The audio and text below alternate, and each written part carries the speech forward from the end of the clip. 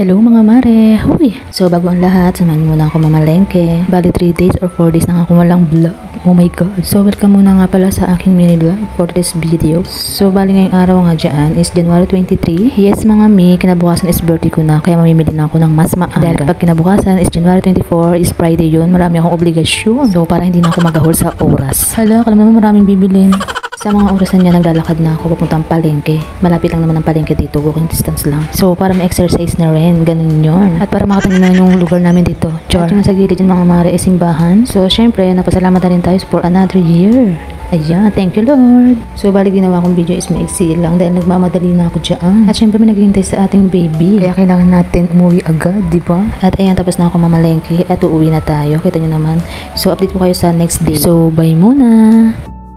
At kinabukasan is January 24 na. It's my birthday. O diba nakita nyo naman yung bebe ko? Kita nyo naman naka-outfit pa yan. Ay naku mga mari, masaya yan dahil gagala kami. Ewan ko ba dyan may pinagmanahan? Diyos me. By the way, hindi na kami sa labas. At i-flex ko lang tong mini fan na nabili ko para sa bebe ko. Para pag bumiyahe nga kami, hindi siya mainitan. Medyo nilakihan ko na ang mini fan kahit mini siya. Char. Pawisin pa naman yung baby Zay ko. Kita nyo may tsura niya. Ang ligil na gigil. Oh. So yun nga mga mari. Ganyan siya kasi parang nag-iipin na siya. Ewan ko ba? Kasi hindi ko iniisip na mag-iipin na siya dahil napakaaga pa. Ilang buwan pa lang siya. My God. Ay, napakakit talaga ng bebe ko. Ikaw ang pinakamagandang regalo na nabinigay sa akin ni Lord. Thank you. By the way nga mga mare, dito na kami sa pupuntahan namin. So, panay daldal ko. Hindi ko pala nasasabi kung saan kami pupunta. So, ayun nga dahil Friday, magsisimba kami dito sa may Bangkulasi. At first time ko nga nadadaling ko siya dito. So, mga nakaraan buwan, hindi ko pa talaga siya nailalabas. Although nilabas ko naman siya like pag magpapacheck up, ganun. At syempre, maliit pa lang siya noon. Mahirap na bumiyahe-biyahe.